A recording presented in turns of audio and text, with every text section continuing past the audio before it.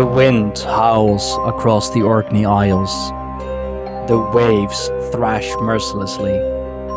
And lurking just beneath the surface is a horror so vile, so relentless, that even the bravest fisherman dare not speak its name out loud.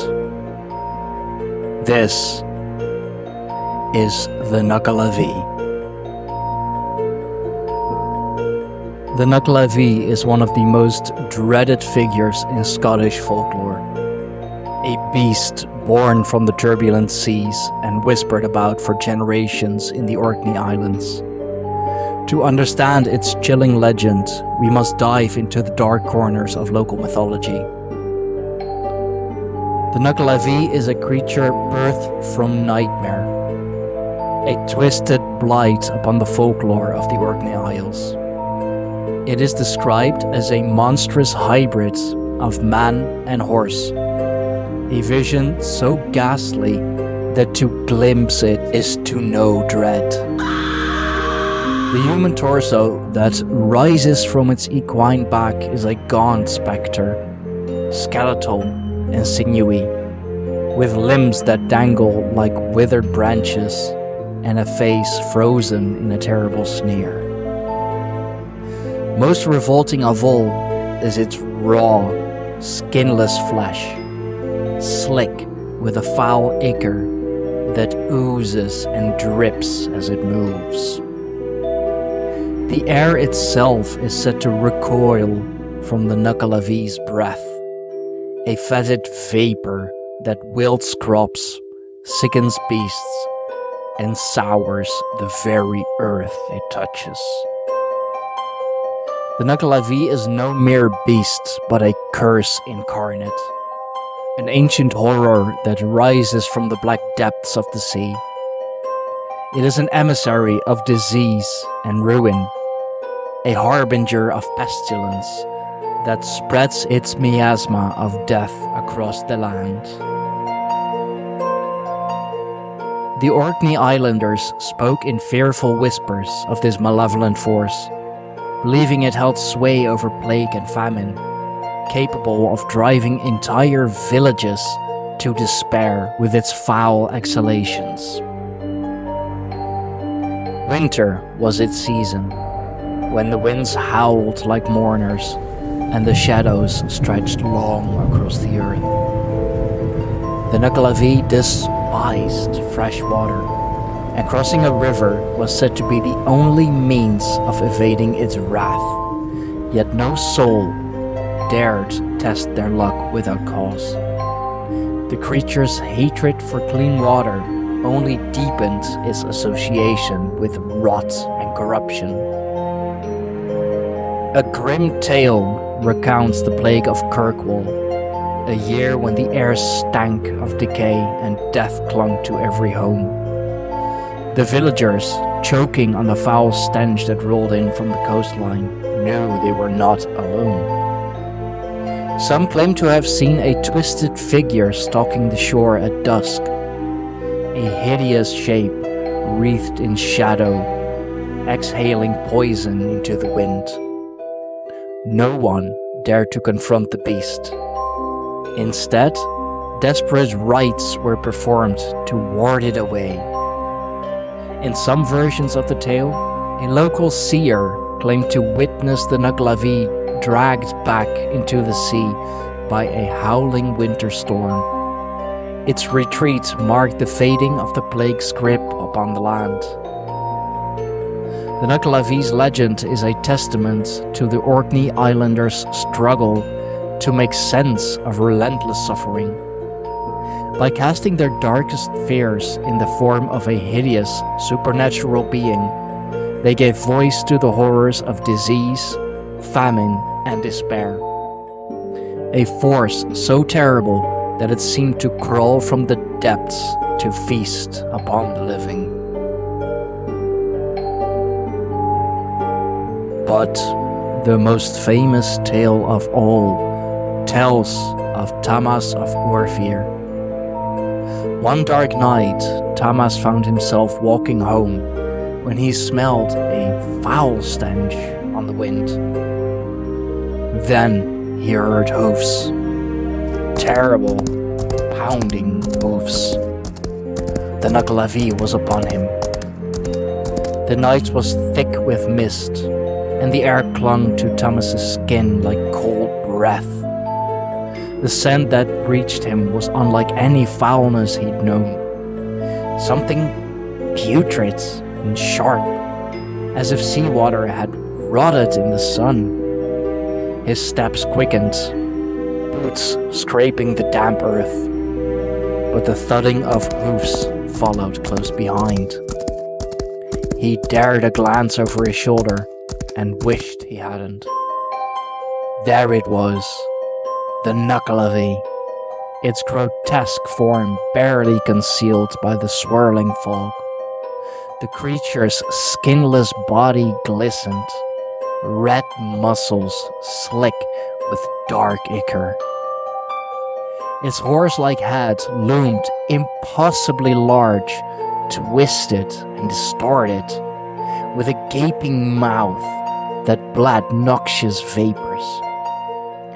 Worse still, a ghastly rider, or was it a part of the beast itself, clung to the monstrous equine's back, its long, sinewy arms dangling like withered branches. He stumbled and nearly fell, but fear drove him onward. The Nuckelavee's breath filled the air, a vile stench that choked the wind. Thomas remembered the old warnings. The Nuckelavee hated fresh water. A burn, the narrow stream that trickled through the glen, lay just ahead. The hoofs pounded closer, each strike hammering in his chest. Thomas reached the burn and leapt across, his boots splashing in the icy water. The Nuckelavee shrieked, a hideous sound that seemed to tear the night itself.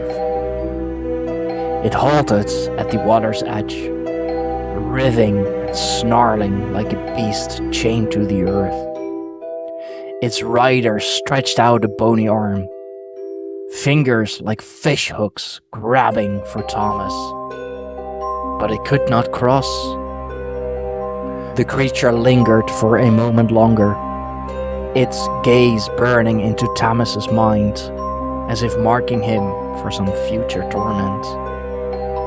Then, with a final guttural roar, the Nuckelavee turned and galloped back into the dark, swallowed by mist and shadow.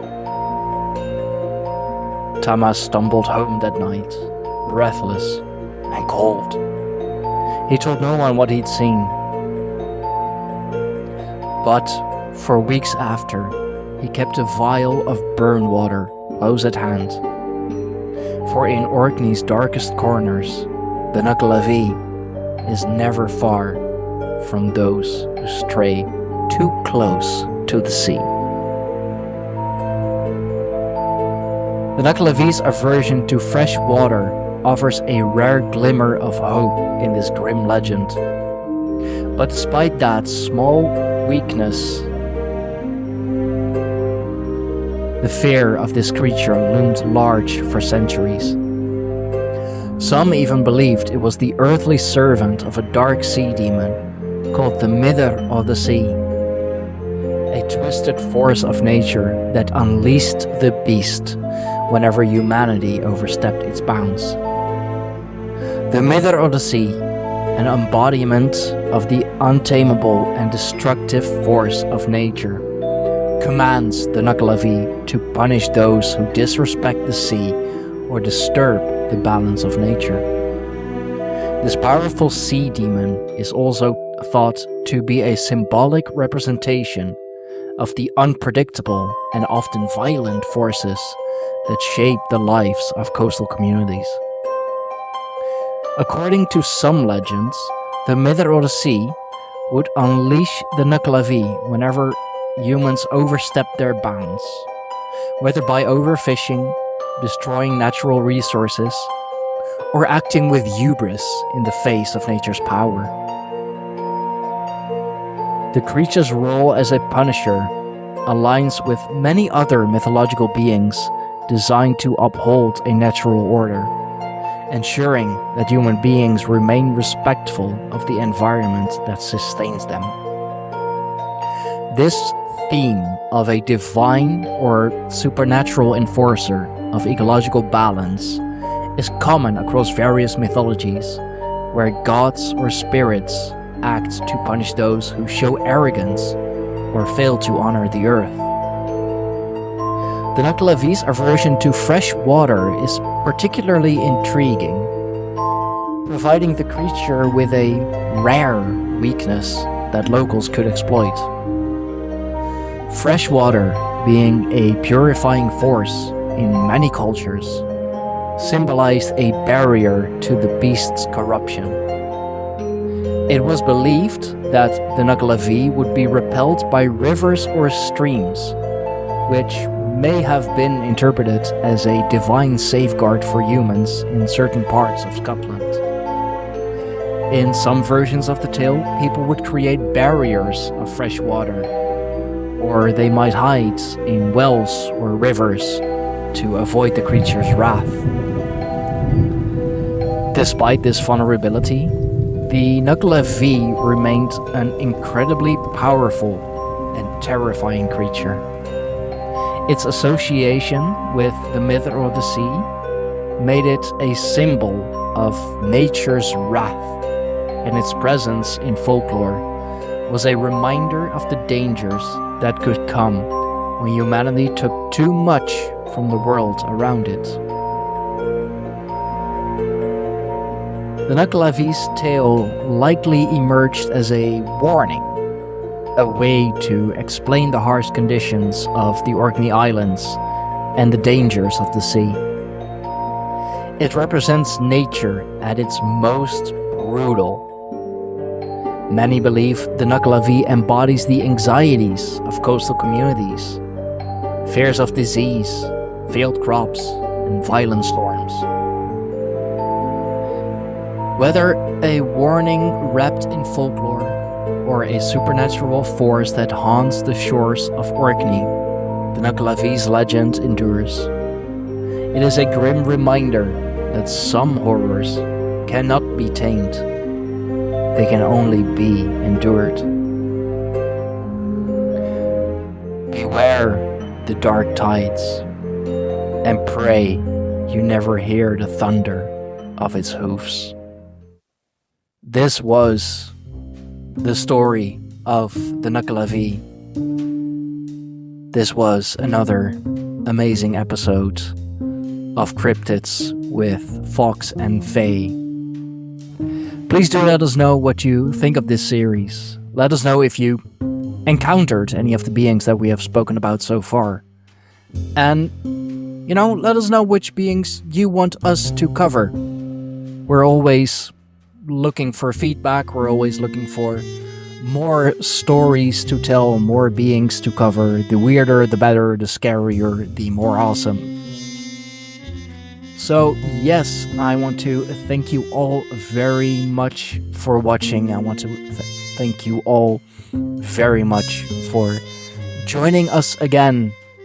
Please do remember to like, share, and subscribe, and ring that notification bell so you are notified whenever we upload a new episode of Cryptids of Fawkes and Faye, whenever I go live for the rune readings, or whenever a new episode of the Greyhorn Pagans podcast airs live again.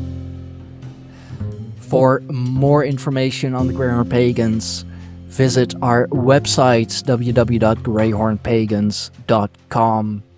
There you can find anything from our merchandise to the Tribal Chats podcast and all other communities, tribes, and awesome individuals that we have aligned ourselves with.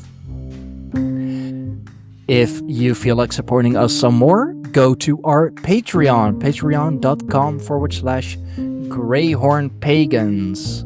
There are a few tiers there from which you can choose, and come April, there will be a Patreon-only book club going on as well.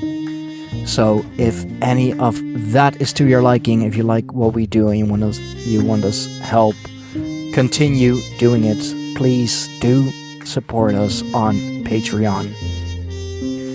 For now, thank you all. Until next time, until next week, be well, see ya.